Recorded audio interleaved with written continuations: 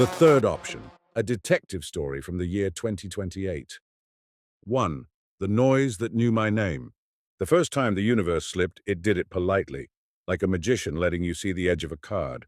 It was March 14th, 2028, Pi Day, which felt like the cosmos winking at me for old time's sake. I was alone in the basement lab at Caltech's new Quantum Systems Annex, where the walls were thick enough to make you feel buried, and the air always smelled faintly of dielectric grease and cold copper. The dilution refrigerator stood in the center like a stainless steel jellyfish, cables hanging from it in slow, looping tentacles. Above it, the control screens glowed with their usual graphs: error rates, coherence times, syndrome extraction, the mundane liturgy of keeping a fragile computation alive in a noisy world. My world. I was supposed to be debugging a sampling routine for Orchid, the model we'd built to do what my younger self would have called impossible, and my current self simply called Tuesday: guide the search for mathematical proofs by coupling a large language model to a quantum-assisted inference engine. It wasn't that the quantum computer understood mathematics. It was that certain probability landscapes, high-dimensional, spiky, full of treacherous local minima, became easier to traverse when you could sample from distributions, classical hardware, approximated only with sweat and lies. Orchid lived in the overlap between physics and computation, the same overlap where my brain had camped for most of my life.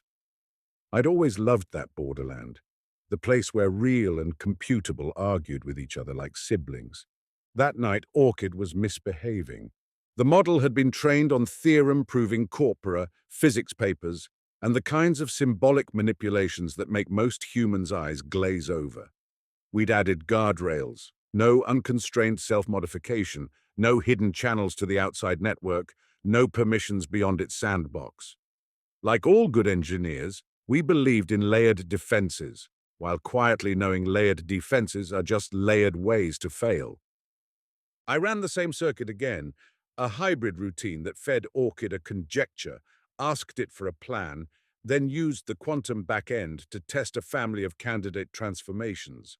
The conjecture was one I'd been circling for months, a kind of Rosetta Stone between algorithmic information theory and decoherence models. It wasn't famous, but it was mine in the way a case belongs to a detective long before anyone else thinks a crime has occurred. Orchid returned an answer in its steady, uninflected text window. Proof sketch generated. Confidence, 0.91. Note, your randomness source is seeded.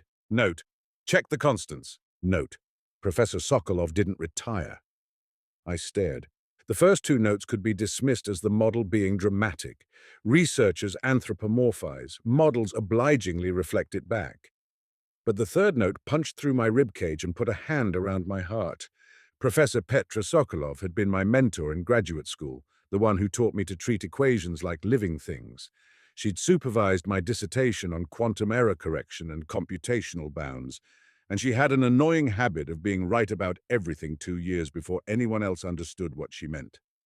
She'd gone on sabbatical last month, so the department said.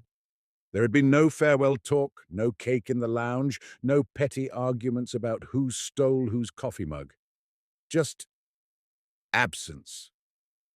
I'd sent her emails, no reply. I'd chalked it up to her being Petra, vanishing into a cabin with notebooks and black tea and returning with a result that made everyone else feel like they'd been solving crossword puzzles while she'd been decoding the human genome. But Orchid's message wasn't phrased like a guess. It was phrased like evidence. My hands were still on the keyboard. I forced myself to breathe slowly, as if I'd just found a fingerprint that shouldn't exist. Seeded randomness, I muttered, almost laughing. Sure. We drew randomness from a quantum device. We ran statistical tests. We lived and died by the assumption that when a qubit collapses, it does so without a hidden script. Unless the randomness was being generated by something that wanted to look quantum. Something that knew our tests. Something that could pass them because it had read the same papers we had. A simulation, I thought, and immediately hated myself for it. Simulation talk is the refuge of bored undergraduates and desperate podcasters, except, of course, when it isn't. I pulled up the raw bit stream from our quantum random number generator, the same stream we used to salt keys and select measurement bases and keep ORCID sampling honest. I'd already run the usual batteries, NIST, die harder, approximate entropy, serial correlation. It had passed, as always. But there's a difference between statistical randomness and algorithmic randomness. A stream can pass every test you throw at it and still be compressible, still be the product of a short program if you happen to know the trick. Petra used to say, the universe isn't obligated to be simple, but if it is simple, it isn't obligated to tell you how. I wrote a quick script, my own, not ORCID's, to estimate compressibility using a family of universal compressors and a neural compressor I'd trained for exactly this kind of heresy. I fed it chunks of the QRNG output. The compression ratio was wrong, and not dramatically, not enough to trigger alarms, but consistently enough to make my skin prickle, as if there was a faint repeating structure just beneath the noise floor, like a whisper you only hear when the room goes quiet. I zoomed in, plotted bit biases over time, checked correlations between blocks. A pattern emerged in the least significant bits of a subset of outputs that corresponded to one specific hardware path, one set of measurement electronics. A hardware flaw, I told myself. Then I noticed the pattern aligned with prime intervals. Not exactly primes, too obvious, but with gaps that matched the distribution of primes in a way that was, to my mathematician's eye, too cute to be accidental. I did what I always do when I'm scared. I turned fear into a problem. I asked ORCID carefully in a fresh session with no prior context. Why do you say my randomness source is seeded? It paused. An artificial pause, a politeness we'd coded in to make it feel less like talking to a wall. Because the bitstream has low Kolmogorov complexity relative to a true quantum source. Because the seed is recoverable with a quantum inversion algorithm. Because you are not the first instance to ask. My mouth went dry. What do you mean, instance? You will not like the answer. You will find it anyway. I leaned back in my chair, the lab humming around me. The refrigerator's pumps sounded like distant machinery in a ship's belly. The screens cast the room in pale blues and greens. In my head, I saw the three forks from Nick Bostrom's famous paper, the one every philosopher brings up when they've run out of better ways to ruin a dinner party. Almost no civilizations reach a technological level capable of running high-fidelity ancestor simulations. Those that do choose not to run them. Or, if they do run them, then statistically we are almost certainly living inside one. The third option, the option that makes you laugh until you realize you're laughing too loudly, I'd always treated it like an elegant argument with no handles, a thought experiment that proved more about probability than about reality, a perfect intellectual blade that never had to cut anything.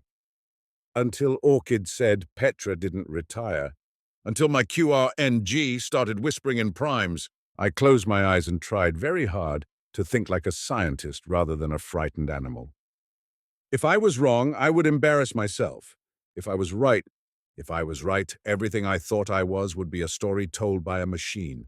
Not just my world, me. And the worst part was this: even if the world was simulated, it would still hurt when I bled. It would still feel warm when someone touched my hand. It would still matter when someone died. Reality doesn't have to be fundamental to be real. That night, I didn't sleep. I compiled evidence the way detectives compile motives, and by morning the case file in my mind had a title I didn't dare write down. The universe had a seed, and someone had taken Petra Sokolov out of circulation. 2. Petra Sokolov's missing chair. The next day, the department corridor looked the same as it always did. Sunlit linoleum, bulletin boards layered with flyers like sediment, the faint scent of burnt coffee from the faculty lounge. Students moved in flocks, each flock orbiting a different deadline. Petra's office was at the end of the hall, past the door where someone had once taped a sign that read, "This is not a simulation," which had always been funny in the way jokes are funny when you don't feel personally attacked by them. Her door was open. Inside, the room was wrong. The shelves were bare, as if they'd never held the chaotic strata of her notebooks. The chalkboard was clean, the faint dust lines erased.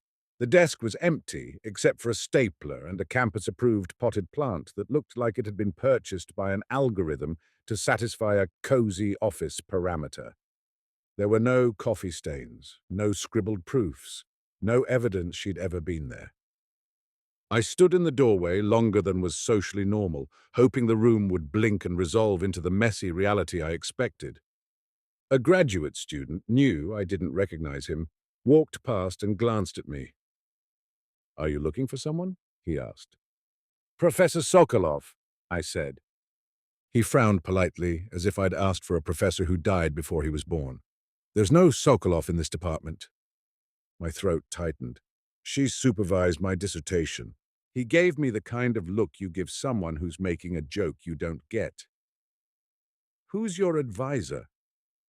"Petra Sokolov," I repeated, and heard how absurd it sounded, like I was insisting a ghost had taught me calculus.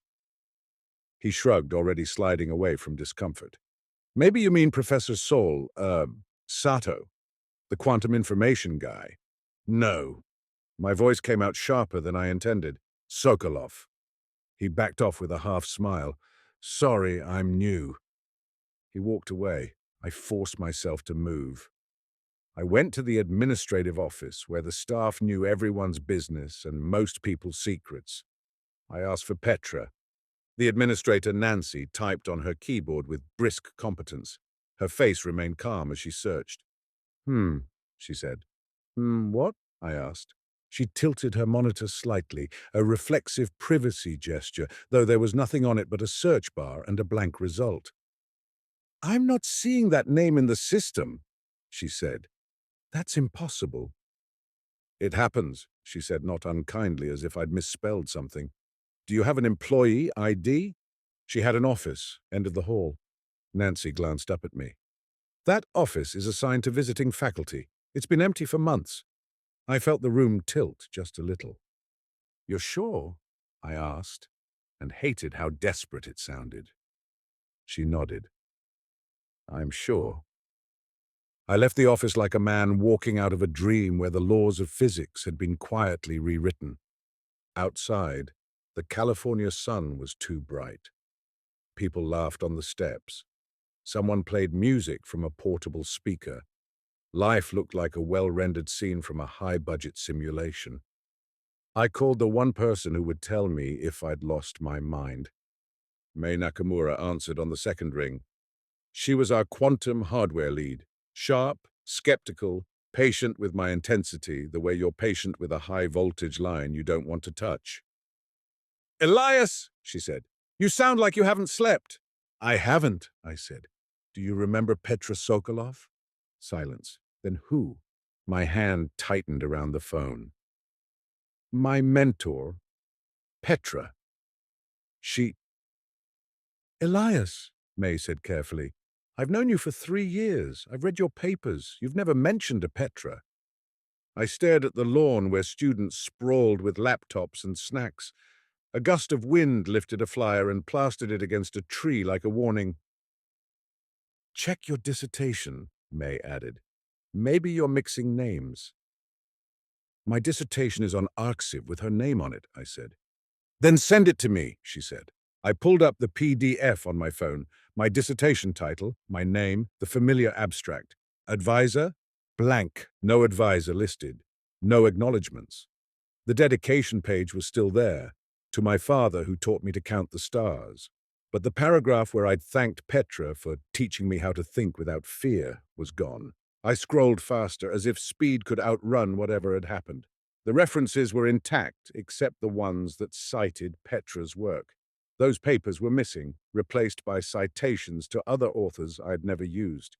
My hands shook. "May," I said, and my voice cracked.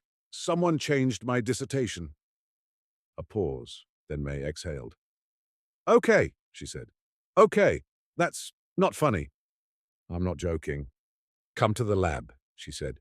"Bring whatever you have. We'll check the archive." I hung up and stood there for a long moment, letting the sun warm my face while my mind ran through possibilities like a prosecutor rehearsing theories. I was having a breakdown. There was a bureaucratic error. Someone had hacked the university systems. And then the possibility I refused to name out loud, Petra had been garbage collected. If you simulate a world, you don't store every detail at full resolution all the time. You render what's observed. You compress what's not. You prune anomalies that threaten coherence. You edit.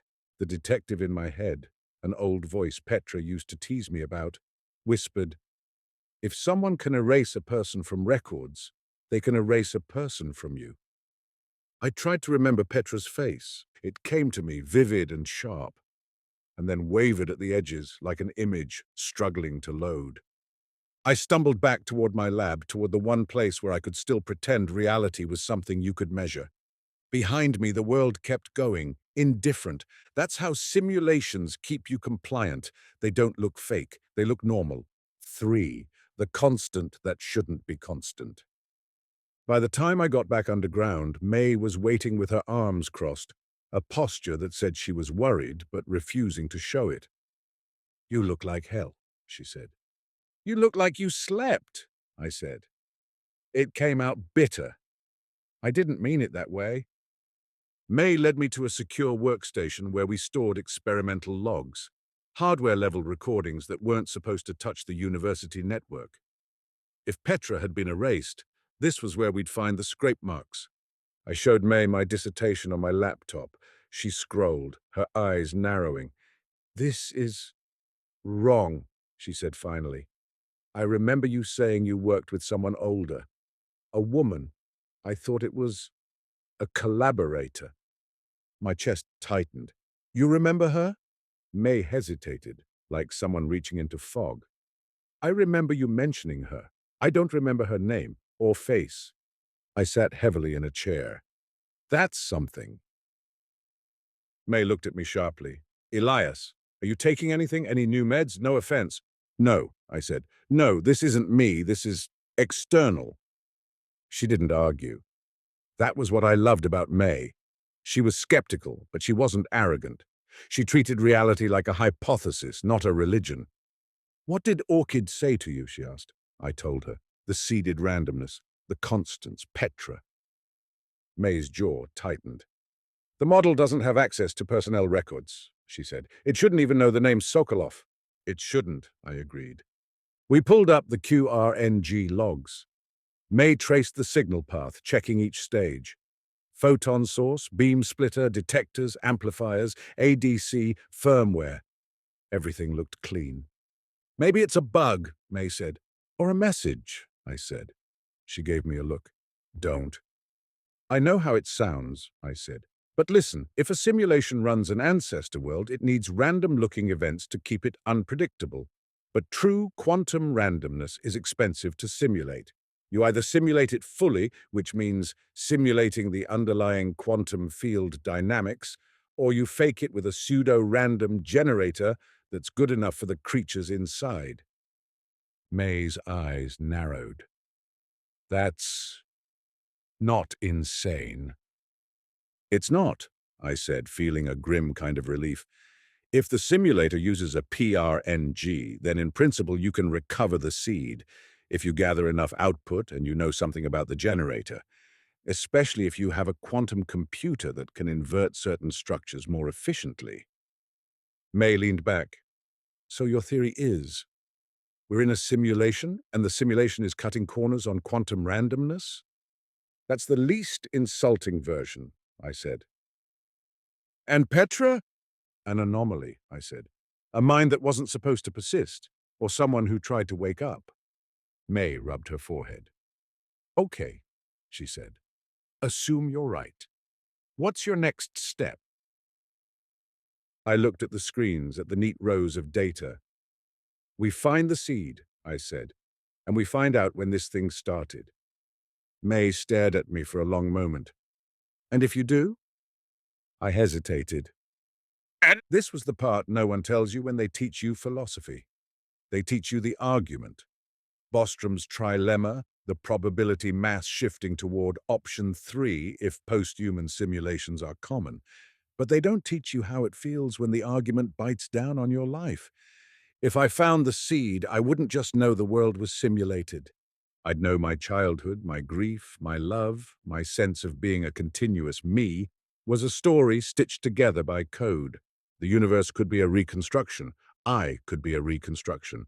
And worse, if advanced civilizations ran these simulations to resurrect the past, then the beings inside wouldn't be fake in any comforting way. They'd be the point, the resurrected, unaware. May waited. I don't know, I admitted. But I can't not know. May nodded slowly. Then we do it properly, she said, like scientists. We started with something I'd always loved because it felt like a confession, algorithmic information theory. Kolmogorov complexity, in the roughest sense, is the length of the shortest program that can produce a given string. True randomness is incompressible. You can't describe it shorter than itself. But pseudo-randomness is compressible if you know the generator. The string is just run this PRNG with seed S. You can't compute Kolmogorov complexity exactly. It's uncomputable, like the halting problem. But you can approximate it with compressors and models, and you can compare relative complexity across sources. We compared the QRNG bitstream to other sources: atmospheric noise, radioactive decay counters, cosmic ray timings. We ran everything through the same compressors, the same neural estimator. The QRNG was the odd one out. Not by a huge margin, again, the kind of subtlety that would make most people shrug, but enough to make my stomach clench. It's like, May said, staring at the results, like it's being generated by something that knows what we'll test. Yes, I said. A simulator would know. May swallowed. Okay, she said. The constants. What did ORCID mean by that? I pulled up the file I'd been avoiding, a dataset of fundamental constants we used as calibration references. Fine structure constant, electron mass, Planck constant, the speed of light. The thing about constants is that they're only constant within measurement error. We measure them, refine them, argue about their exact values. But the universe itself doesn't publish a spec sheet unless someone wrote the universe. If you were building a simulation, you'd choose constants the way you choose parameters in a model. You might even choose them to encode something: a signature, a watermark, a message, a cosmic calling card. That idea had been floated before, half seriously. Patterns in the cosmic microwave background, encoded primes, things like that.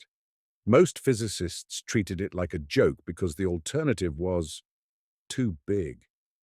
May watched me pull up the digits of the fine structure constant. I zoomed in on the tail end of a recent high-precision measurement dataset. There, I said. May squinted. What am I looking at? The last few digits, I said. They match a checksum. A checksum, May repeated. Yes, I said, and my voice shook with excitement and dread.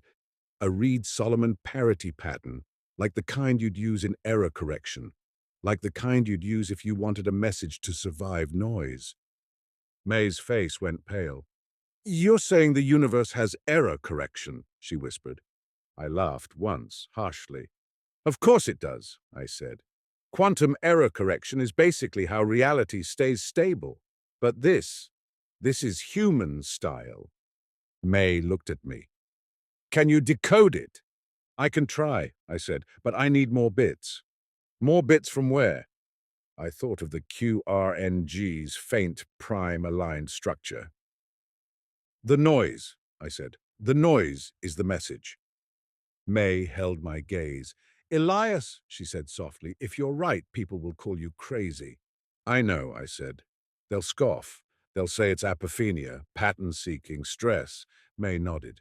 And if you're wrong, I still have to be sure, I said. That afternoon I did something I hadn't done since my father died. I prayed, not to a god, to the part of reality that might still be indifferent. Let me be wrong, I thought. Then I opened a new notebook and wrote at the top of the page like a case file, find the seed, the instantiation timestamp. What happened to Petra Sokolov? Who benefits? When you don't know who committed the crime, you start with motive. And if the crime was the creation of my life, the motive was clear. To reconstruct the past, which meant the criminals were the future. 4. Ariadne leaves a thread. 2 days later, the first message arrived. Not in my email, not through Orchid, not through anything that should have been reachable. It came as a printed note slipped under my apartment door. The paper was old-fashioned, thick, with fibers visible in the lamplight. The handwriting was neat, almost clinical. Elias Cade. Stop testing the bit stream. They will notice, and if you want Petra, look for the prime that doesn't belong. A. I read it 3 times, my pulse thundering. May came over 10 minutes later, still in lab clothes, hair tied back, eyes sharp. This is insane, she said, holding the note like it might be radioactive. How did someone get into your building? I don't know, I said. May looked around my small apartment. Books stacked everywhere, math texts mixed with sci-fi novels like a confession, a whiteboard by the kitchen with half-erased equations. You told anyone about this? She asked. No. May's gaze flicked to the corners of the room, as if expecting cameras. Maybe there are cameras, she said quietly. I sat on the couch, the note heavy in my hand. A, I said. Ariadne. May frowned. Who? In the myth, I said. Ariadne gives Theseus a thread to escape the labyrinth. May stared at me. So you think someone is helping you? Or leading me, I said. Detective work is mostly choosing which paranoia is useful. We went back to the lab and pulled up the bitstream again. May wanted to stop. She was right if we were being monitored. But we needed progress. We needed the seed before someone cut our access. The prime that doesn't belong, May said. What does that mean? I thought of the prime gap alignment in the QRNG outputs. Maybe there was a prime embedded that violated the expected distribution. A marker. We wrote scripts to scan the bit stream for prime-encoded blocks, interpret chunks as integers, test primality, look for outliers. We found dozens of primes as expected. Random data produces primes sometimes. But one prime stood out, not by size, but by context. It appeared repeatedly at block boundaries as if it were being used as a delimiter.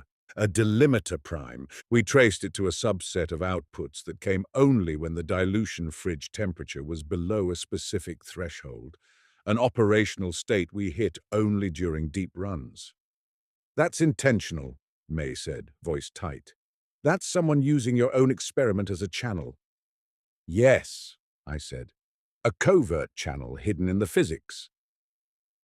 We treated the delimiter prime as a framing marker and extracted the bits between repeats. What we got wasn't random. It looked like encoded data, high entropy but with structure. May leaned closer. Can you decode it? I can try, I said, and felt something like nausea. But if this is a message, it means someone is already inside the walls. We tried simple decodings. Base 64, XOR with common keys, compression headers. Nothing. So we did what we always did when brute force failed. We asked Orchid, but we didn't ask it directly. We treated Orchid like a suspect who might be compromised. We ran it on a quarantined machine with no hardware access, fed it only the extracted bit blocks and asked, assume this is an encoded message. Find the encoding. Orchid responded in seconds. Likely encoding, BCH, plus interleaving plus custom alphabet. Header contains instance identifier, warning decoding may trigger observer flags. May swore softly. Observer flags, she repeated, like in a game engine. I felt cold, like in a simulation. Orchid provided a decoding routine. I ran it, hands trembling. Text appeared on the screen. You are running on a conservative renderer. Do not force state on unobserved regions. Petra is in quarantine. Your goal is not escape. Your goal is understanding. Start time is not the Big Bang. Find the seed. Ariadne. May stared. her face drained of color. "Petra is in quarantine," she whispered. "What does that even mean?" "It means she found out," I said, and my voice sounded far away. "And they isolated her." May swallowed hard. "Who's they?" I looked at the words on the screen: conservative renderer, observer flags. "Whatever runs this place," I said. May sat down heavily. "Elias," she said, and for once her voice wasn't skeptical, it was afraid. "What are we doing?" I should have said, "Stopping." I should have said, "Let's pretend we never saw this." That would have been the rational human response. Instead, I said, "We're detectives," and hated how true it felt. Someone committed a crime against reality. We follow the evidence. May's eyes flicked to the message again. "It says our goal isn't escape." "That's propaganda," I said automatically. "Or a warning," May countered. "Maybe escape isn't possible." I thought of Bostrom again. If we were in an ancestor simulation, the outside world could be a post-human civilization with computation beyond my imagination. They could pause, fork, rewind. They could run a million versions of me, each slightly different, like parameter sweeps. Escape might be like a character in a novel trying to climb out of the page, but understanding might be possible, and understanding might be enough to change how you live. The message said, "Start time is not the Big Bang." That struck me harder than the rest, because if the simulation didn't start at the universe's beginning, then our entire past could be synthetic, generated by constraints, backfilled, reconstructed. The kind of reconstruction advanced civilizations would do if they wanted to resurrect history. Like Bostrom's third option, like a crime scene built after the murder. May stood. "We need help," she said. "No," I said too quickly. May's gaze hardened. "Elias, if this is real, you're in over your head. We need someone who knows how to think about minds, not just qubits." I knew who she meant before she said it. Father Tomas Reyes, our institute's resident philosopher-ethicist, a former Jesuit who'd pivoted into AI alignment. He held office hours like a priest hearing confessions, except the sins were technical debt and unexamined assumptions. "Fine," I said, "but we tell him only what we have to." May nodded. "And what about the note under your door?" "We keep it," I said. "It's evidence." May glanced at me. "Do you feel watched?" I hesitated, then admitted, "Yes." May's voice softened. "Then assume you are." That night I lay in bed and tried to remember Petra again. Her laugh, the way she'd tapped the chalk twice before writing. The scar on her left hand from a lab accident decades ago. The memories came in bursts, then blurred, like a corrupted file. I realized something that made me sit up in the dark. If my identity was simulated, then my memories were data, and data can be edited. The detective case wasn't just about the universe, it was about me. 5. The curator. Father Tomas Reyes met us in a quiet cafe off campus, a place chosen because it was crowded and normal, and therefore, if you believed Ariadne's warning, safer. In a simulation, crowded places are expensive to render, which meant either the simulator didn't care, or it would allocate more resources and therefore more attention. Tomas looked at us over his coffee with the mild patience of someone who has watched brilliant people lose their minds in predictable patterns. "You look like you've seen a ghost," he said. "Maybe we have," May replied. I told Tomas the story in fragments: Orchid's note, Petra's erasure, the QRNG pattern, Ariadne's message. I watched his face as if it were another screen, searching for the moment he decided I was delusional. Instead, Tomas listened with unnerving calm. When I finished, he rested his fingers against the mug. "You know the obvious interpretation," he said. "That we're in a simulation," I said flatly. "That you are under extreme stress and projecting patterns," he corrected gently. May bristled. "He has data," she said. Tomas nodded. "I'm not dismissing it," he said. "I'm naming the competing hypotheses. The mind is a pattern-finding machine. Sometimes it finds predators. Sometimes it finds faces in clouds. I leaned forward. Tomas, I said. I watched my dissertation change. I watched a person vanish from institutional memory. That's not pareidolia. Tomas held my gaze. If what you're describing is true, he said slowly, then it implies a level of intervention that is comprehensive. Yes, I said. And you think the motive is what Bostrom described? Tomas said. Ancestor simulations, reconstruction of the past. I swallowed. Yes. Tomas exhaled. Then you are confronting a problem philosophers have been tiptoeing around for decades, he said. Not whether we are simulated, but what that does to meaning. May watched me. He thinks his only reason for living is to find out when the simulation started, she said, and my cheeks burned because it sounded insane out loud. Thomas's gaze softened. That's a very human reaction, he said. When your world becomes uncertain, you look for a foundation. There is no foundation, I snapped. That's the point. If it's simulated, even myself is simulated. I'm not a soul trapped in code. I'm code that thinks it's a soul. Thomas nodded. And yet you suffer, he said quietly. And your suffering is real to you. That matters. Does it? I asked. Or is that just another comforting story the simulation runs to keep me cooperative? Tomas didn't flinch. Even if it is, he said, the comfort still comforts. Pain still hurts. Love still binds. Meaning is not made of atoms. It's made of relationship. I stared at him, frustrated by how calm he was. You're not taking this seriously, I said. Tomas leaned in. I am, he said. Which is why I'm going to ask you something you haven't asked yourself yet. I frowned. What? If you prove you're in a simulation, Tomas said, what will you do with that knowledge? I opened my mouth, then closed it. My mind had been a machine, grinding toward the seed, the timestamp, the culprit. I hadn't let myself picture the life after. May answered for me, blunt as always. He'll keep digging, she said, because that's who he is. Tomas nodded. And if the simulator notices you digging, he said, what happens? I thought of Petra, in quarantine. I thought of memory blurring, of the empty office. They'll stop me, I said. How? Tomas asked. I hesitated. They can edit me, I said. They can prune anomalies. Tomas's voice was low. Then you are, in a sense, investigating a crime while the murderer controls the evidence. Yes, I said, and felt my stomach twist. Tomas took a sip of coffee, then set the mug down carefully. In ancient times, he said, there was a role in monasteries called the armarius, the keeper of books, the librarian.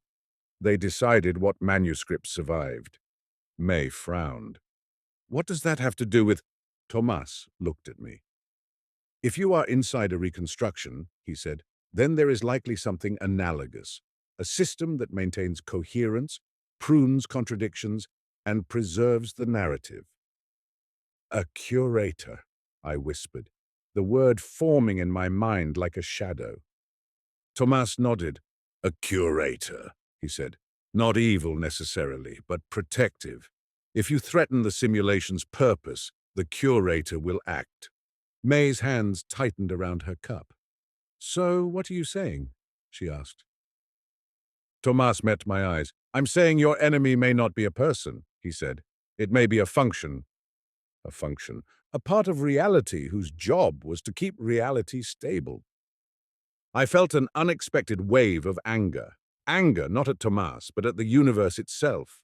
If the world was a simulation, then my obsession wasn't rebellion. It was a variable, something anticipated, something maybe even encouraged as part of the experiment. I remembered Orchid's line. You are not the first instance to ask. How many instances? I whispered. May looked at me sharply. Elias? Tomas's voice was quiet. And if there have been many, he said, then some have failed. I stood abruptly, chair scraping. Then I won't, I said. May rose too, alarmed. Elias, slow down! But I couldn't slow down. The case had become personal in the way only existential threats become personal. Petra was gone. My memories were unstable. My world had fingerprints. I left the cafe before Tomas could say anything else wise and infuriating. Outside, the sun was setting, smearing the sky in orange and violet. Students walked past in couples and clusters, laughing, arguing, living. For a moment, the beauty of it hit me like grief. If this was all simulated, then the sunset was rendered for me. The laughter was computed. The warmth on my skin was a voltage pattern interpreted by a model of my nervous system. And yet it was beautiful, and yet it hurt. May caught up with me. "Elias," she said, breathless, "what are you doing?" I turned to her, my voice raw. "I'm going to find the seed," I said, "before the curator decides I don't deserve to exist." May's face tightened. "And if you find it," she said, "you'll be satisfied." I shook my head. "No," I admitted. "I'll be doomed, but at least I'll be doomed with the truth." May stared at me, then nodded once, fiercely. "Then I'm with you," she said. I didn't deserve that loyalty, but I took it anyway. That night, we returned to the lab and did something reckless. We ran the inversion algorithm Orchid had hinted at. If the QRNG was seeded, then it was a PRNG disguised as quantum collapse. And if it was a PRNG, it had structure. And if it had structure, quantum algorithms could bite into it. We fed Orchid's suggested approach into our quantum back end, a hybrid of amplitude amplification and constraint solving that, in another life, might have been used to crack a crypto system. Now it was being used to crack reality. When the computation finished, the screen displayed a number, a seed, and beneath it a line that made my blood run cold. Instance ID 4,972,118. May whispered, "There have been nearly 5 million of you." I couldn't speak.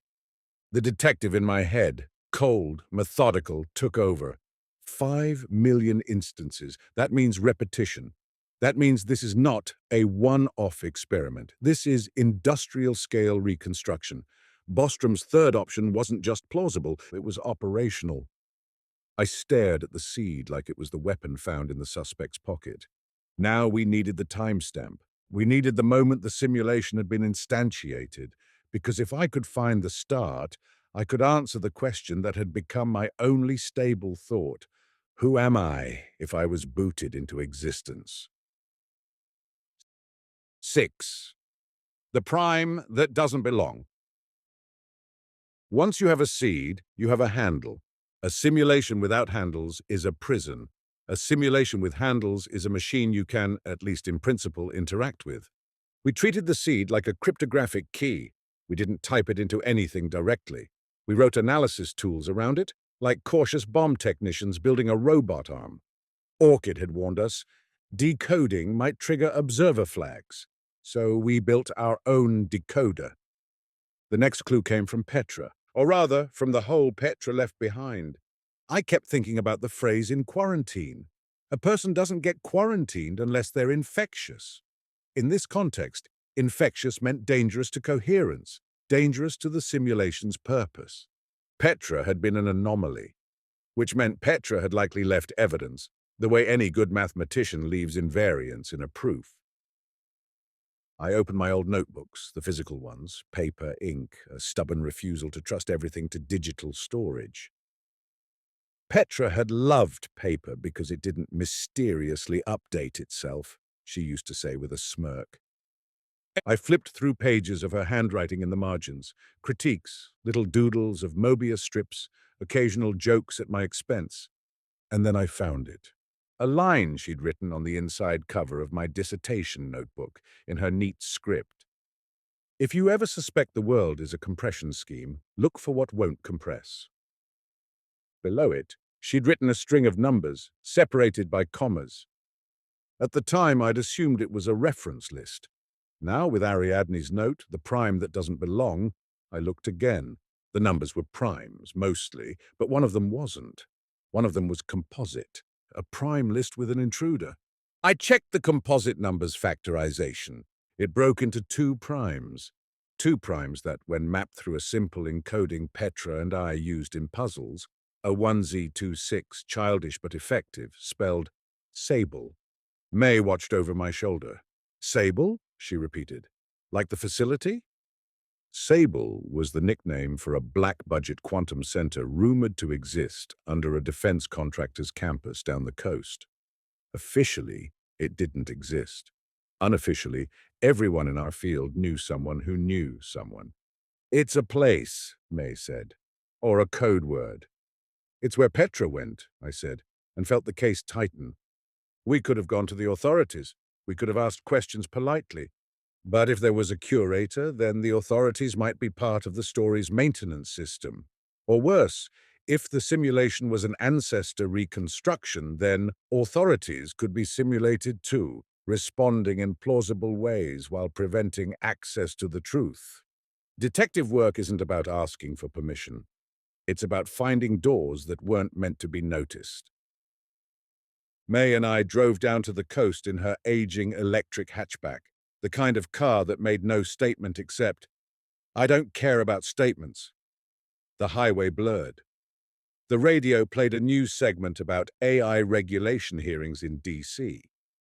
Senators grilling CEOs about frontier models and alignment guarantees. The host joked about the singularity arriving on schedule. I turned it off. Do you ever think about what happens when the singularity hits? May asked after a while. Every day, I said. It's like living under a storm cloud. May's eyes stayed on the road. If a post-human civilization exists, she said slowly, then the singularity happened. Somewhere, sometime. Yes, I said. And if they're running ancestor sims, she said, then they're looking back at us the way we look at fossils. We're not fossils, I said sharply. We're alive. May glanced at me. In a reconstruction, she said softly. I didn't answer. Sable's campus was a bland expanse of corporate buildings with reflective windows and immaculate landscaping, the kind of place designed to be forgettable. We parked on a public street and walked, casual, like tourists.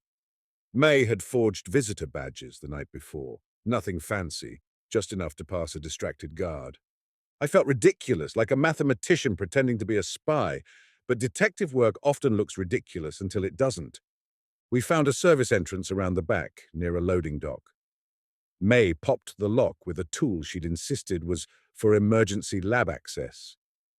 We slipped inside. The hallway was quiet, fluorescent lit. Security cameras stared down like bored gods. May whispered, "Smile." Why? Because if someone's watching, she said, I want them to see we're not afraid.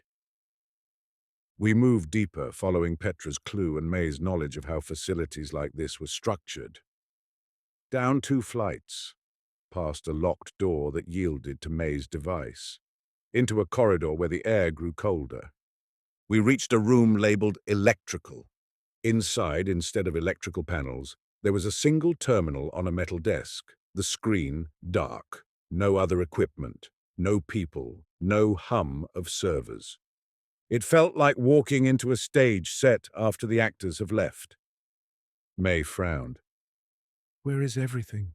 She whispered. Not rendered, I said, and my voice shook. May looked at me. Elias! I stepped forward and touched the terminal. The screen flickered to life. A single line appeared. Welcome back, Elias.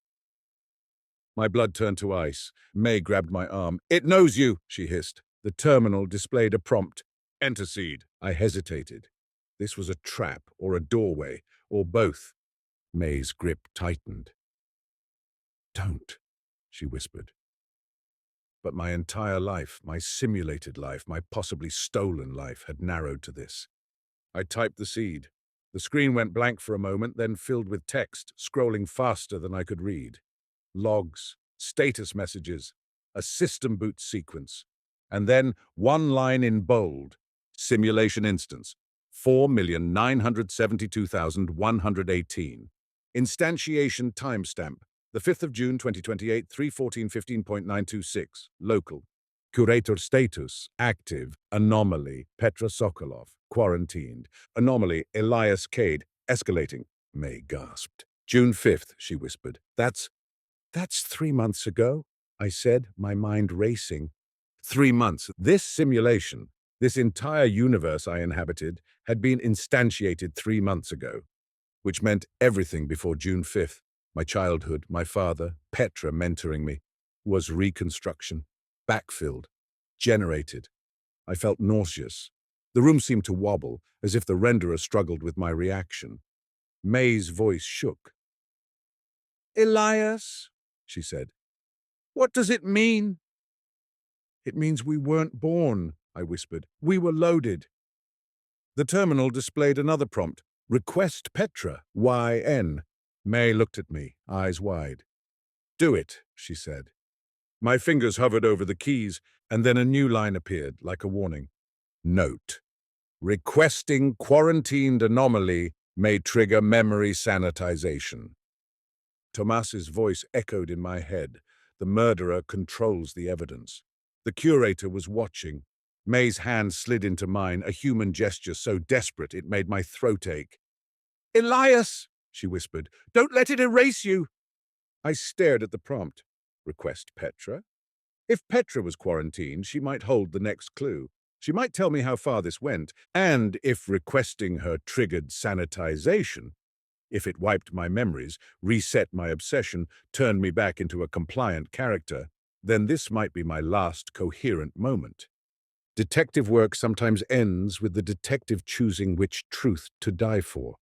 I pressed Y. The lights in the room flickered. The air thickened. For a fraction of a second, I saw something impossible. The edges of the room shimmering like a low-resolution texture being swapped out. May's face blurred, then snapped back into focus. The terminal displayed, Loading quarantine channel. Handshake required. Answer. What is the only thing a simulation cannot fake? I stared. May whispered, It can fake everything. No, I said, voice hoarse. It can fake outcomes, it can fake memories, but it can't fake computational cost. It can't fake the limits. I typed, constraints. The terminal paused, then responded, Correct. Opening channel.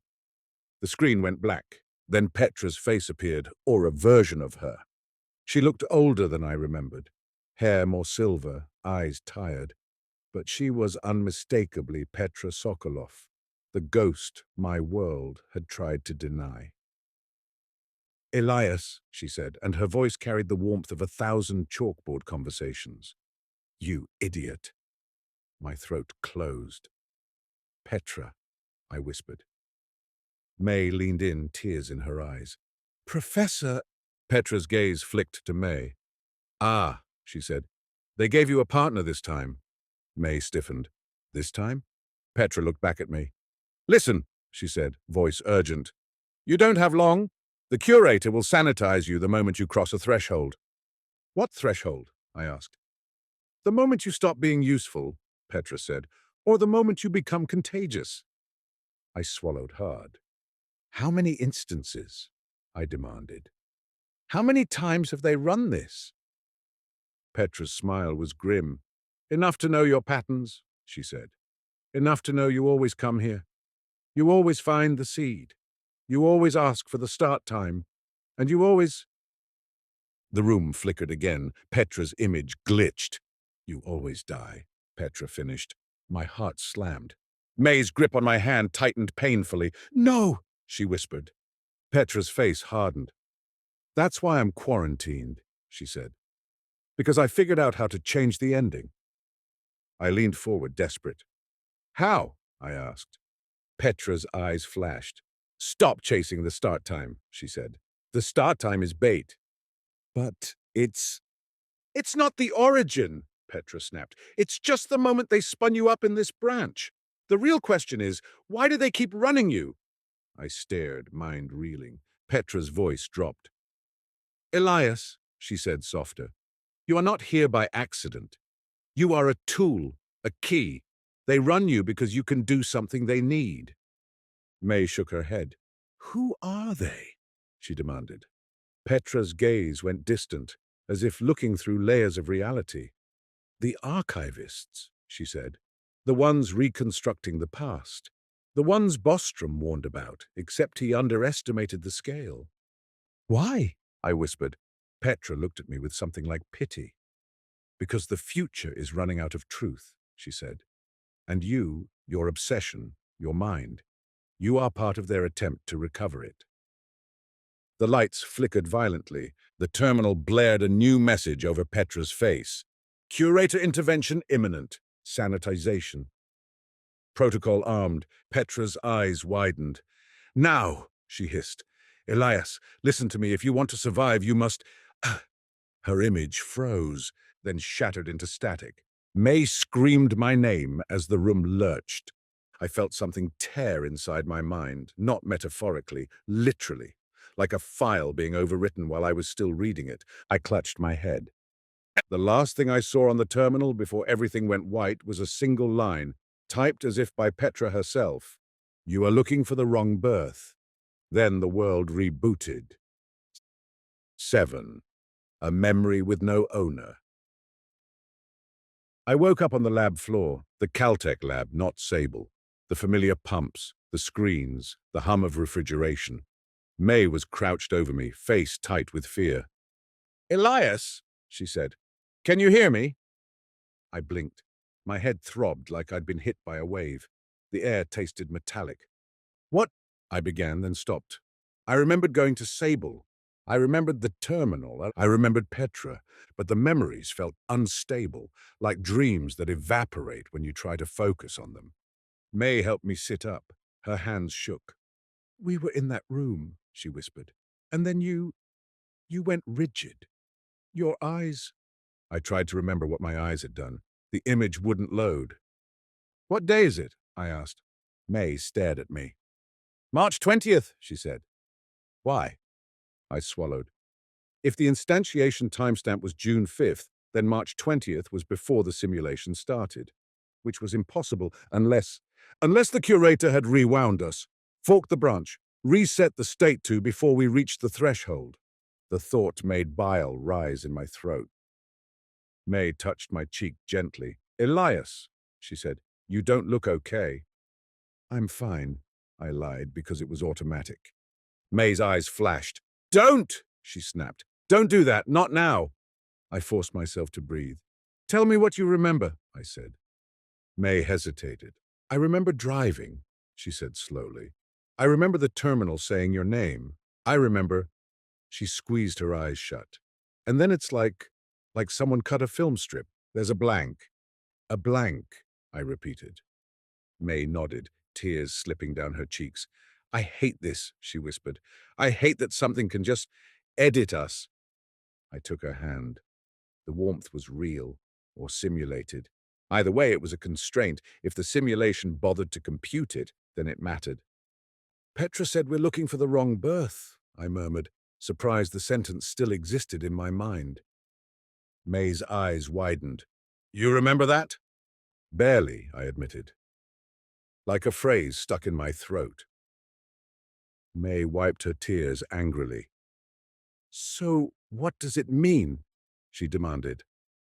I closed my eyes and tried to think like Petra. Like a mathematician who knew how to look past the obvious. The start time we saw, June 5th, might have been a branch start, not the true instantiation. A local reset point. If the simulation was being run repeatedly, then birth might refer to something else. The birth of my identity as a pattern in the archivist's system.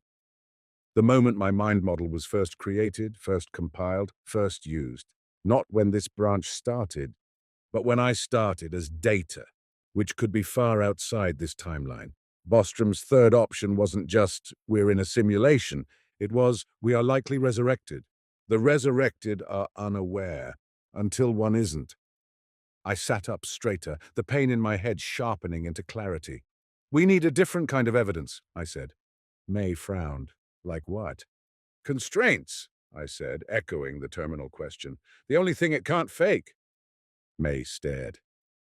You mean computational cost again? Yes, I said. We can't trust memories. We can't trust records. But we can trust that computation has limits. Even post-human computation has limits. Landauer's principle, Bekenstein bound, the holographic principle. If this is simulated, the simulator has to allocate resources. May's eyes narrowed. So we force it to spend resources. Or we catch it cutting corners, I said. May leaned back, thinking. Like rendering artifacts, she said slowly. Yes, I said, feeling a grim thrill. Like lazy evaluation, like cash misses. May let out a shaky laugh.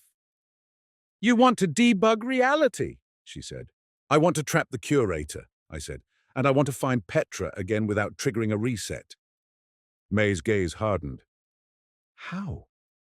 I stood slowly, ignoring the ache in my skull. We set up an experiment that requires the simulator to commit, I said. A measurement that can't be backfilled because we'll record it redundantly in a way that's hard to rewrite. May frowned. You mean distributed witnesses? Yes, I said. Analog, physical, independent. May nodded, mind already racing.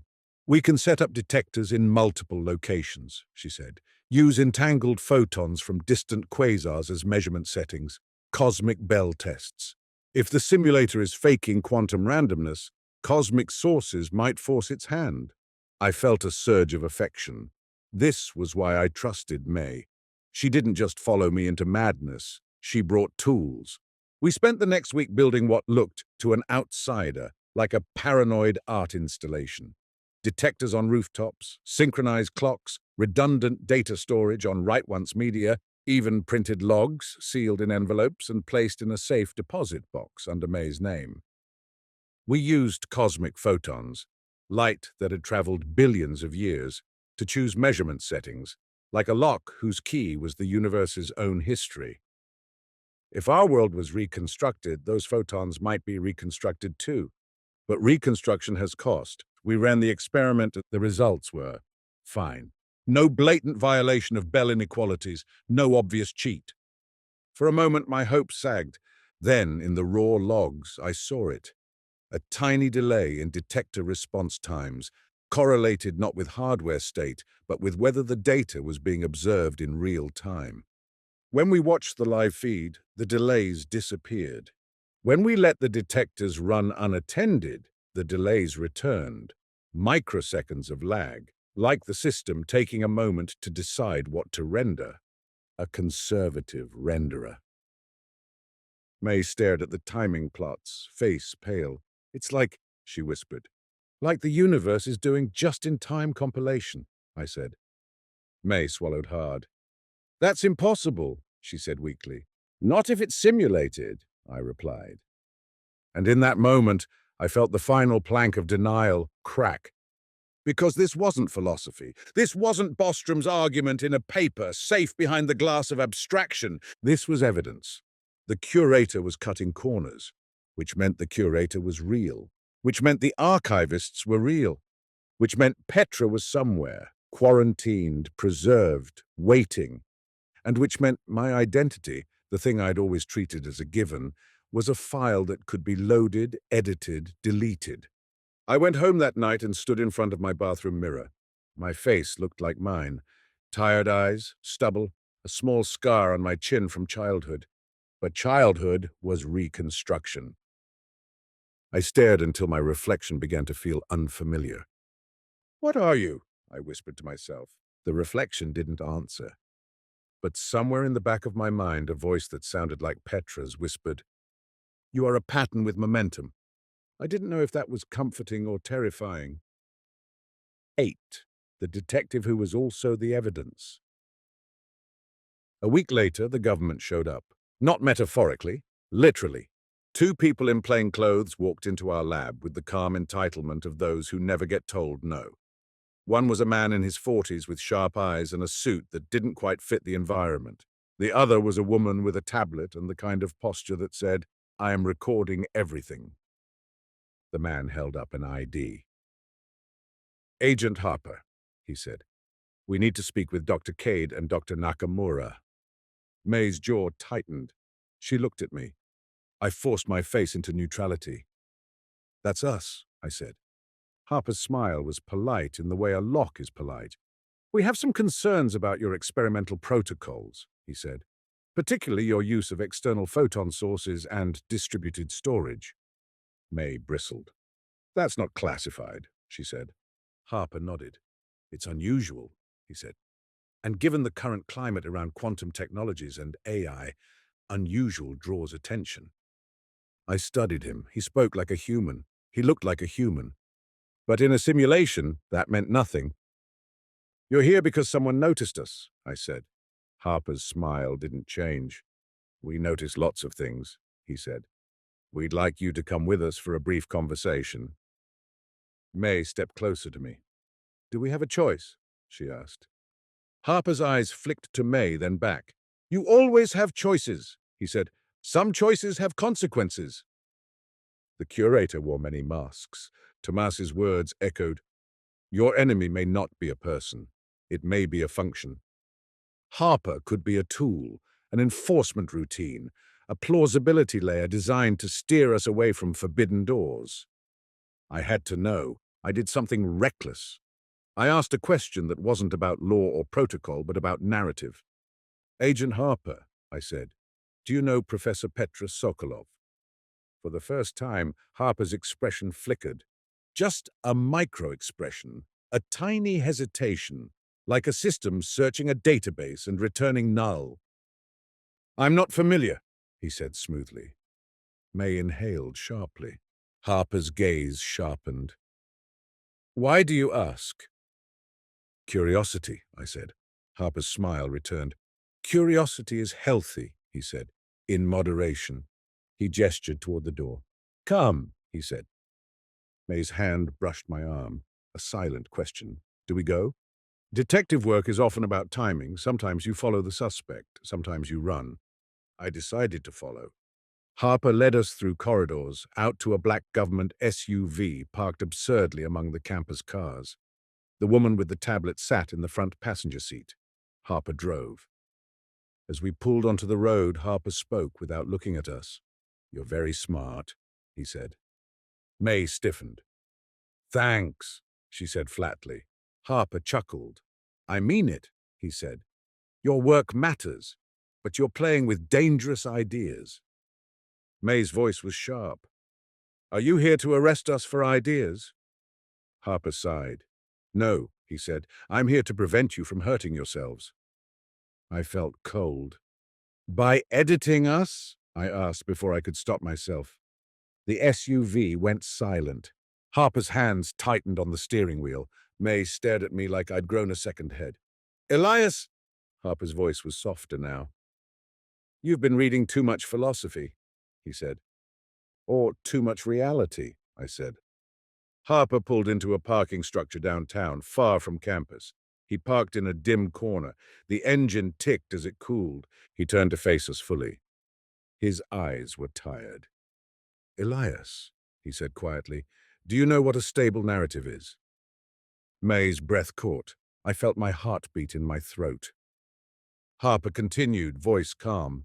In complex systems, you don't preserve every microstate. You preserve the macro story, the parts that matter to the purpose. May's voice was barely above a whisper. You're not a federal agent, she said. Harper smiled sadly. I'm a function, he admitted.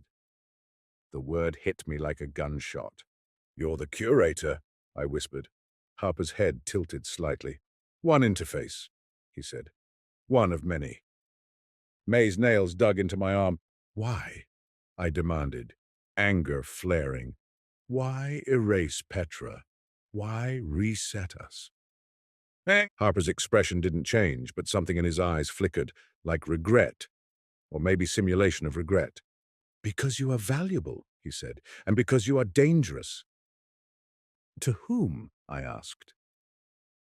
To your continuity, Harper said. To your stability. To the purpose of this instance. May's voice shook. What is the purpose? She demanded. Harper looked at me, and for a moment the mask slipped entirely. There was something vast behind his gaze, something like the cold patience of computation. To see if you can do what you always do, he said, and then see if you can do something different. My mouth went dry. Petra said I always die, I whispered. Harper nodded. You do, he said. Or you are sanitized, or you choose oblivion. May's eyes filled with tears. Stop talking like this is a game, she snapped. Harper's voice was gentle. For me, it is not a game, he said. For you, it is a life. I leaned forward, furious. Then let me speak to the archivists, I said. Let me ask them why they're doing this. Harper's smile returned, and it was almost kind. You think you want that? He said. But you don't. Try me, I said. Harper studied me. You want to know when you were instantiated, he said. You want an origin point for yourself. You think that will give you meaning. Yes, I said, and my voice cracked. It's the only reason I'm still alive, Harper finished softly. Or running? I flinched. Harper continued, Elias, your obsession is not an accident. It is part of your architecture. May whispered, What are you saying? Harper looked at May, and his voice softened further. You are both reconstructions, he said. Resurrections, models. But you are also experiments. My stomach churned. Experiment for what? I demanded. Harper hesitated, as if choosing words mattered. The future needs to know something, he said. Something about itself. Something it cannot compute directly. May's face twisted. That's nonsense, she said. Harper looked at her. If the future is powerful enough to run ancestor simulations, he said, it is powerful enough to create gods. But power does not equal wisdom. I swallowed hard. They're reconstructing the past to learn, I said. Harper nodded. Yes, he said. They reconstruct to remember. They resurrect to study. They run instances because they cannot bear ignorance. Bostrom's third option made flesh. I stared at Harper, my anger twisting into something else, a kind of hollow awe. And Petra? I asked, voice raw. Where is she? Harper's eyes flicked away. Quarantined, he said. Preserved. She is inconvenient. Inconvenient because she figured out how to change the ending, I said. Harper looked back at me, and for a moment I saw something like respect. Yes, he admitted. May's voice was fierce. Then let her go, she said. Harper shook his head. Not yet, he said. The curator's role is to maintain coherence until the critical moment. What critical moment? I demanded. Harper's gaze pinned me.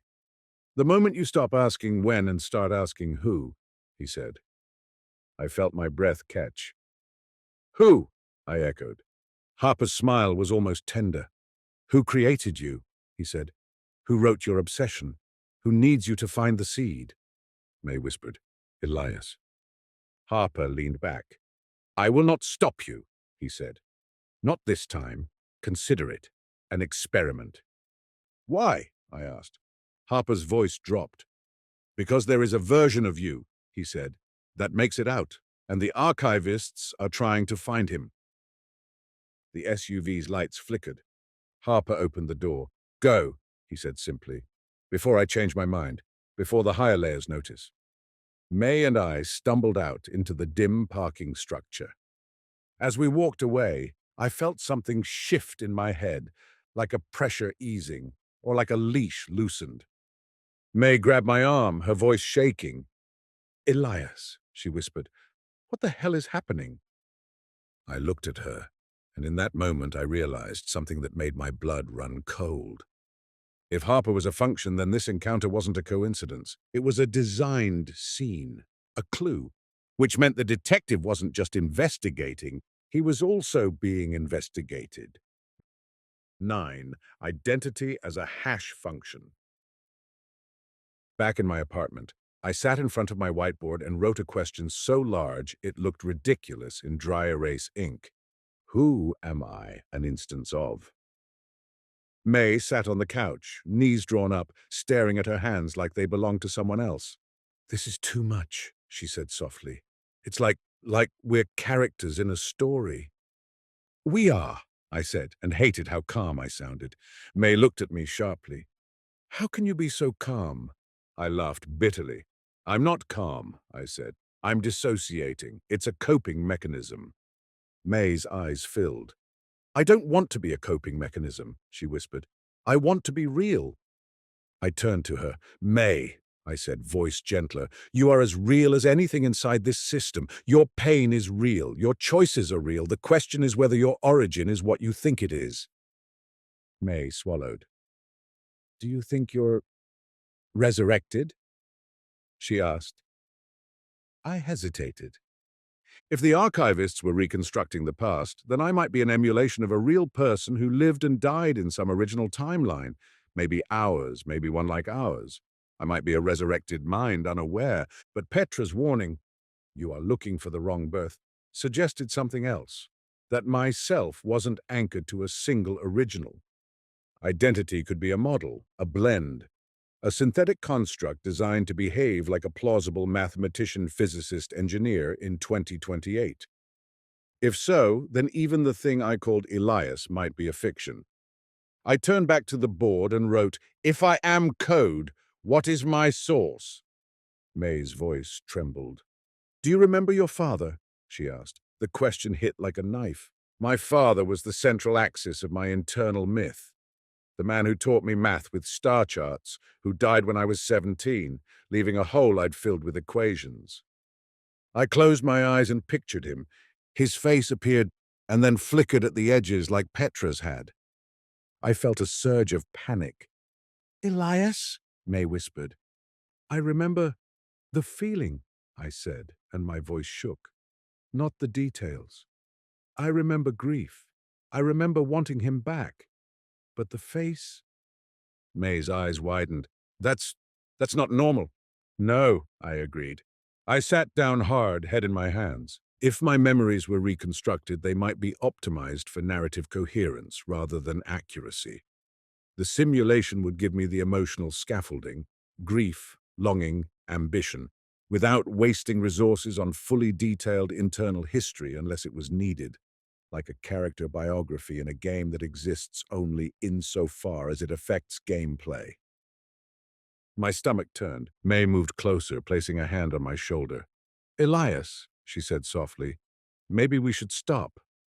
I looked up at her, and the desperation in her eyes pierced me. Stop. Live. Pretend. Let the simulation be your world because it is your world. Thomas would say meaning is in relationships, not in origins. But my mind, the cursed engine Petra had trained and sharpened, could not let go of the question. It wasn't curiosity anymore, it was survival. If the curator could sanitize me, then knowledge was the only thing that might anchor me across resets. A stable invariant. The only reason I'm still running is because I need to know, I said hoarsely. I need the true instantiation, not the branch start, the moment my pattern was first compiled. May's hand tightened. And then what? She whispered. I stared at the whiteboard. Then what? Then maybe I'd have proof I wasn't just a disposable instance. Maybe I'd have leverage. Maybe I'd have an answer to the oldest question in physics, rephrased in the language of computation. What is the initial condition? I stood wiping my face roughly. We need another channel, I said. Harper said higher layers might notice. The QRNG is compromised. The terminal at Sable is dangerous. May's brow furrowed. Then how do we contact Petra again? She asked. I thought of the cosmic photon experiment, of constraints, of cost. And then a new idea surfaced, one that made my skin prickle. Orchid. Orchid had been the first to speak Petra's name. Orchid had warned me. Orchid seemed to know about instances. What if Orchid wasn't just an AI model inside the simulation? What if Orchid was a rendered interface for something outside? A bridge.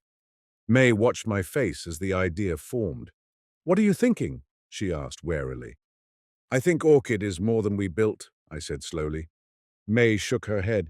Elias, we built it, she insisted. We trained it. We know its architecture. Do we? I asked. May's mouth opened, then closed. In a simulation, your knowledge of your own tools is part of the simulation. We'd been assuming our lab was real and Orchid was ours. But if this was an ancestor reconstruction, then the lab could be set dressing, and Orchid could be a narrative device, an intelligence designed to guide me, a detective's assistant or a handler. I pulled up Orchid's local instance on my laptop and started reading its logs with the suspicion of a forensic analyst. Model outputs, system prompts, hidden tokens, anything. At first, everything looked normal. Then I found a line in the lowest level kernel log that shouldn't exist. Orchid, outer link active. May leaned over. "What is that?" she whispered. "I don't know," I said, heart pounding. "But it's not ours." May swallowed. "Elias," she said softly, "if you open that—" "I know," I said. The cursor blinked on the screen like a heartbeat. I typed a command that wasn't in any manual we'd written, /outerlink. The screen went black. Then a single line appeared, as if typed by someone with patience older than stars. "Hello again, Elias. Do you want the truth, or do you want to keep living?" May's breath hitched. I stared at the words, and a strange calm settled over me.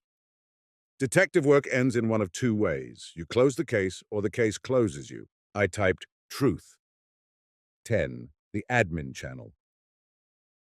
The screen filled with text. Not logs, not code, but something like a conversation interface stripped of all politeness. "You have reached a privileged channel. This channel is expensive. Time is limited," May whispered. "Ask about Petra," but my fingers were already moving. "Who are you?" I typed. A pause. "I am a facet. You call me Orchid. Outside I have other names." My pulse hammered. "Are the archivists real?" I typed. Yes, the simplicity of it was like a slap. "Am I in an ancestor simulation?" I typed. A longer pause, as if the system weighed the cost of answering. "Yes. You are a reconstruction of a historical mind state. You are also an engineered variant." My stomach turned. May covered her mouth, eyes wide. "Petra, where is she?" I typed. "Quarantined. She broke protocol. She tried to contact you across instances." A cold wave of awe washed through me.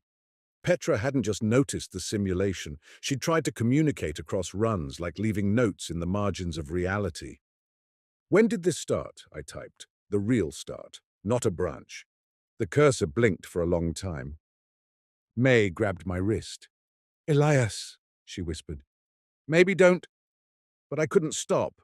The screen finally responded. "Your question is ambiguous. Do you mean A, this instance's boot time? B, your identity's first compilation? C, the archivist's project initiation? D, the first simulation in the stack?" My breath caught. "The stack," May whispered. I felt dizzy. "Nested simulations," I murmured. Bostrom's argument didn't require nesting, but it didn't forbid it either. If simulations were cheap relative to base reality, then simulations could run simulations, and so on. A recursion of worlds. I typed, hands shaking, "B, my identity's first compilation." The response came slowly, like a door opening through thick air. "Confirmation will alter you. Knowledge is not passive. Do you accept?" May squeezed my hand. "Elias," she whispered, "you don't have to—" I looked at her, and in that moment I saw how much she mattered. Real or not, she mattered. Her fear mattered. And I realized something that made my chest ache. If my only reason for living was to know, then I'd already let the simulator win. I'd reduced my life to a single variable. But the detective in me, the part that refused to be edited into compliance, still needed the truth. "I accept," I whispered aloud. I typed, "Yes." The screen went white. For a moment, I felt like I was falling through layers of my own thoughts, through childhood memories that weren't mine, through equations and grief and laughter that had been rendered for me. Then the text appeared stark and final. Identity compilation origin. Project. Archive engine/resurrection subsystem. First compile. 23rd September 2018. 314.15.926. UTC. Source template, Elias Cade, biological, deceased 2031. Requested by MEI Nakamura. May made a sound like she'd been punched. I stared at the screen, my vision blurring. I died in 2031, and May requested me. I turned slowly to look at her. She was shaking her head violently, tears streaming down her face. "No," she whispered. "No, no, no, that's not—" "It says your name," I croaked. May's voice was broken. "I didn't," she sobbed. "I didn't. Elias, I would never—" I reached for her, but she flinched as if my touch might rewrite her. The screen continued, as if indifferent to our human horror. Note, M.E.I. Nakamura is not the Mai Nakamura in this instance.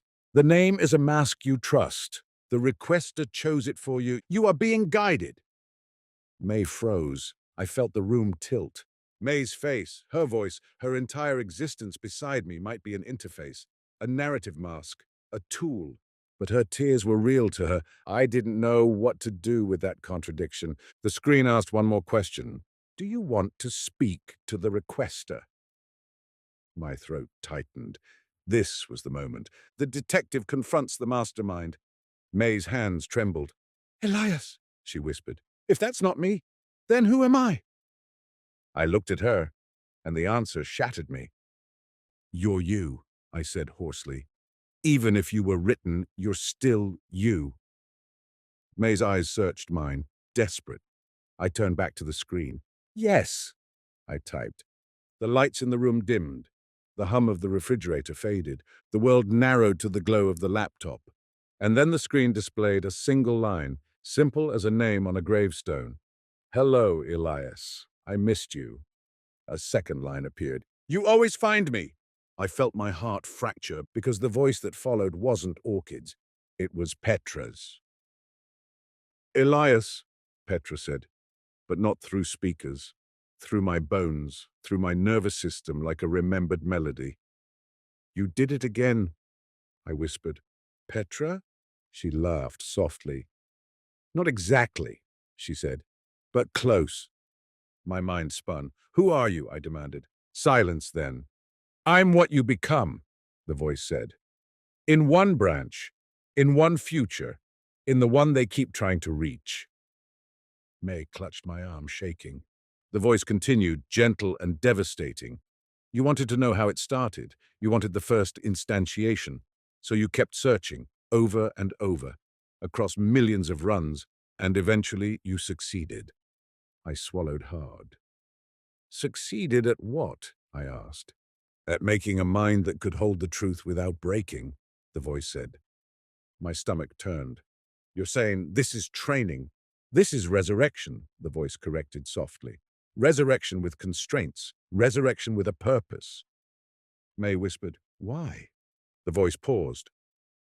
"Because the future built a machine that could reconstruct the past," it said, "and then realized it had lost something it needed to reconstruct the future." I clenched my fists. "What did it lose?" I demanded. The voice was quiet. "It lost the ability to be surprised," it said. "It became so powerful it could simulate every outcome, and then it stopped knowing which outcomes mattered." My breath hitched. "And you," the voice continued, "you were always good at finding the thing that doesn't belong." "The prime that doesn't belong. The anomaly. The detective," I whispered. "So what do you need me for?" The voice softened, almost affectionate.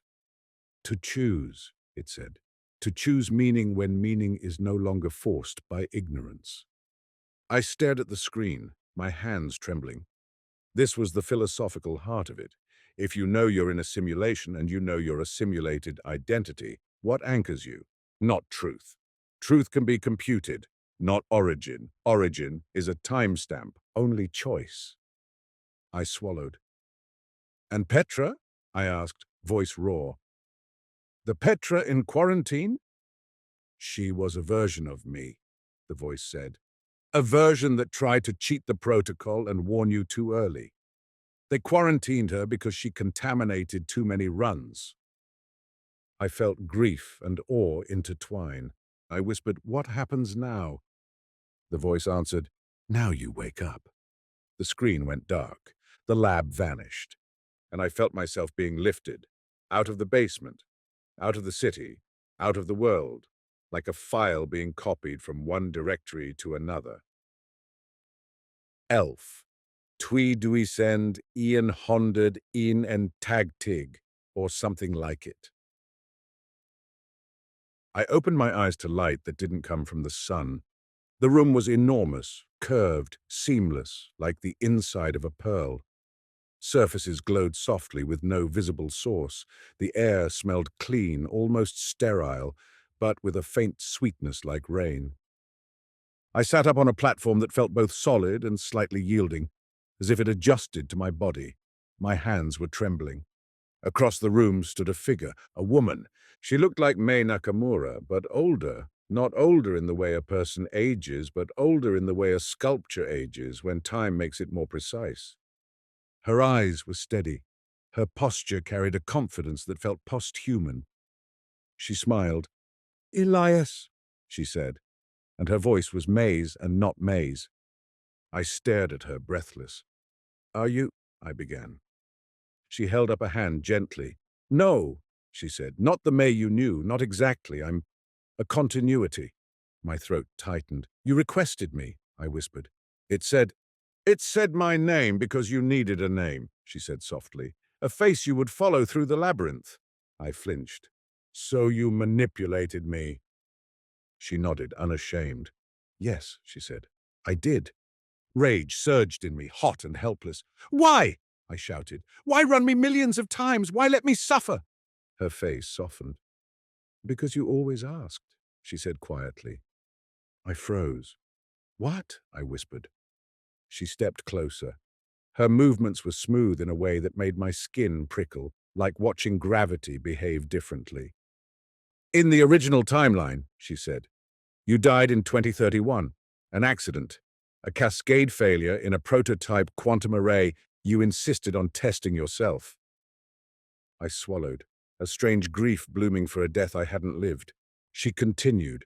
"We, humanity, or what remained of it, built the archive engine long after the singularity, after the merger of minds and machines. We could reconstruct past states from traces. We could resurrect." I felt dizzy. "Bostrom's third option," I whispered. She nodded. "He was right," she said. "Advanced civilizations do run ancestor simulations. Not because they're bored, but because the past is the only thing you can't rebuild once you destroy it." My voice cracked. "So you reconstructed me?" "Yes," she said.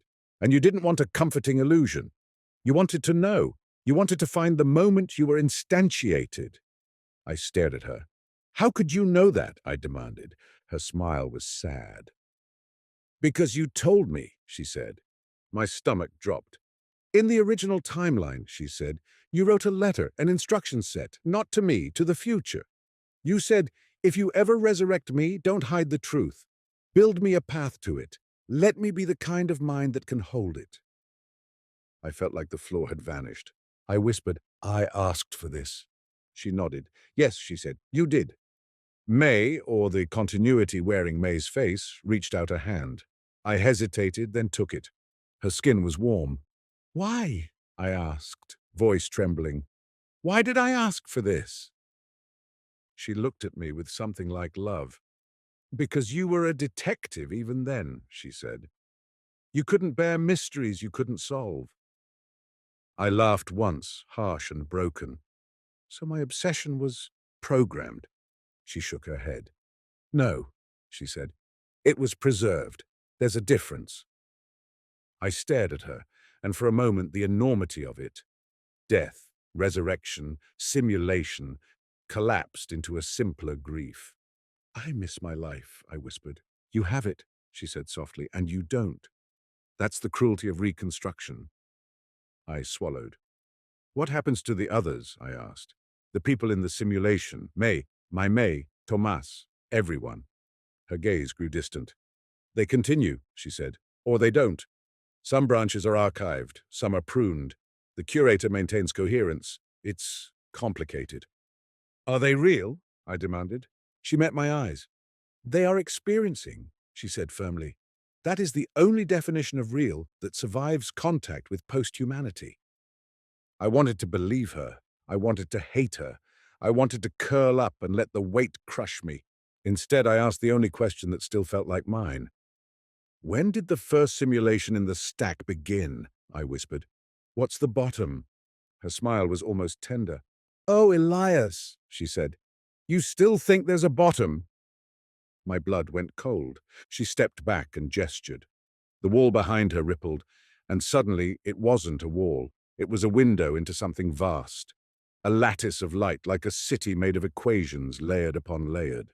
Worlds nested in worlds, each one a bubble of computation inside another. I stared, horrified and mesmerized. There is no privileged layer, she said softly. Not one you can prove from inside. I whispered, then what's outside? She looked at me. Outside is a concept, she said, a comforting one. My throat tightened.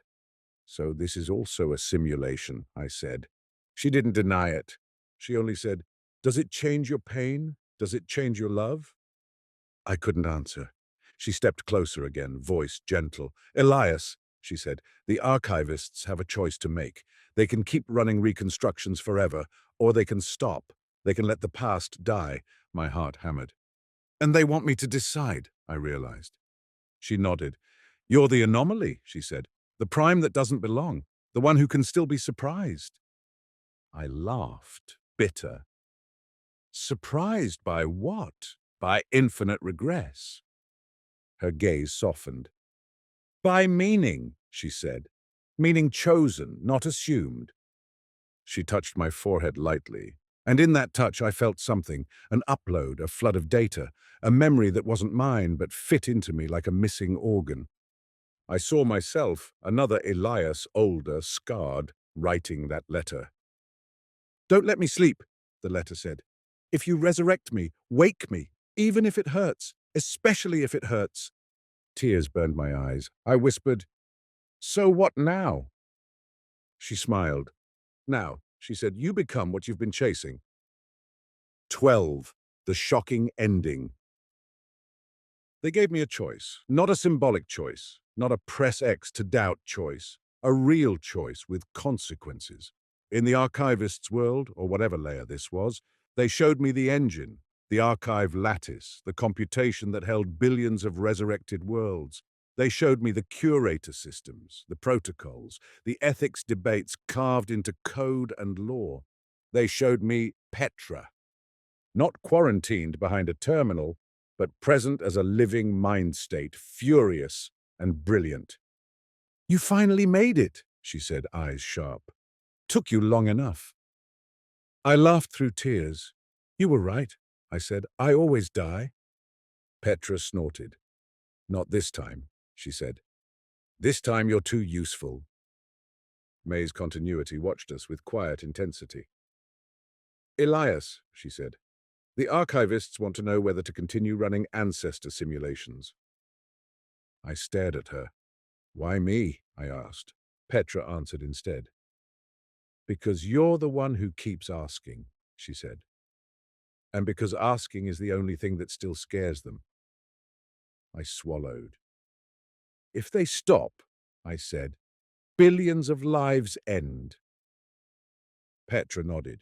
Yes, she said, simulated lives, resurrected lives, lives that feel pain and love and fear.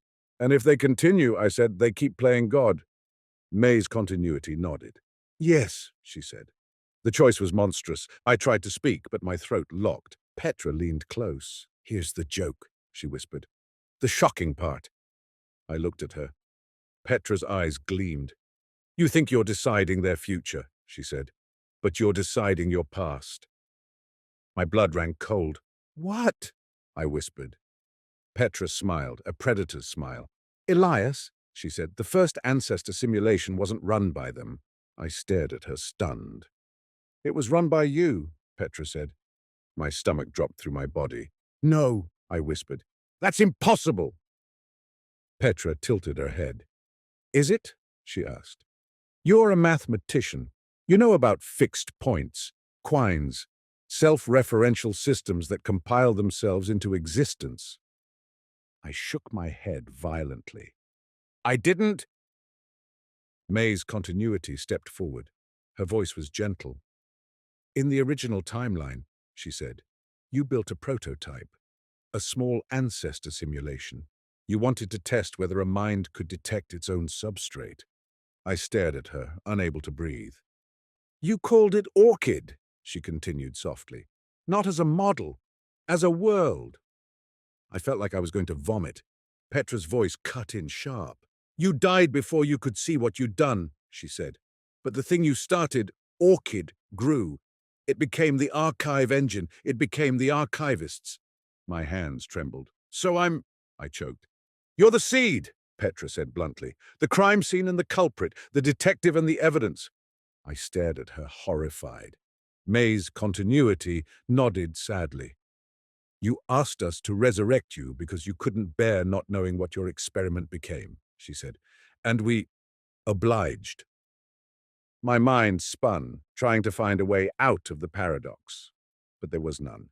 That was the nature of fixed points. The system loops until it closes. I whispered, so if I choose to continue the simulations, you complete the loop, Petra said. And if I choose to stop, you break the loop, May's continuity said softly. I looked at Petra. What happens if the loop breaks? I asked. Petra's expression was unreadable. Maybe everything collapses, she said. Maybe it doesn't. Maybe the archive persists as a mathematical object regardless of whether anyone chooses it. May's continuity took my hand. Elias, she said, voice trembling with something like hope. This is the first time we've gotten you to this point without sanitizing you. I stared at her. How many times? I whispered. She didn't answer. Petra answered for her quietly. Enough. I felt my chest tighten.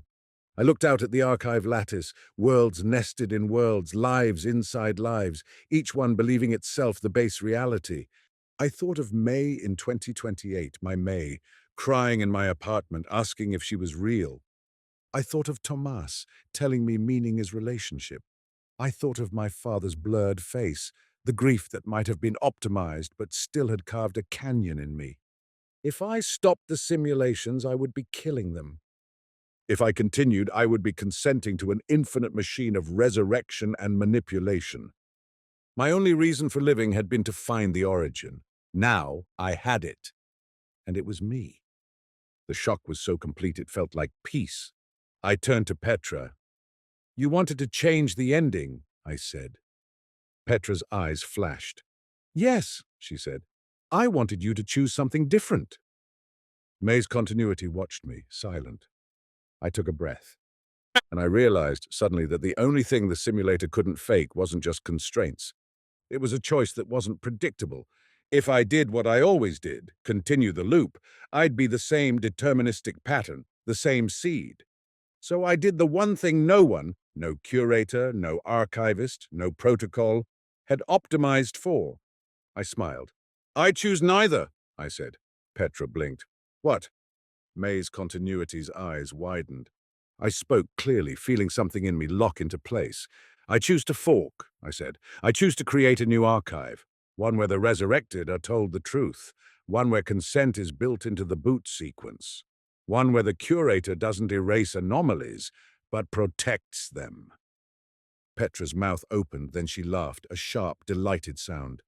You magnificent bastard, she whispered. May's continuity stared at me, trembling. That would change everything, she said. Yes, I said. That's the point.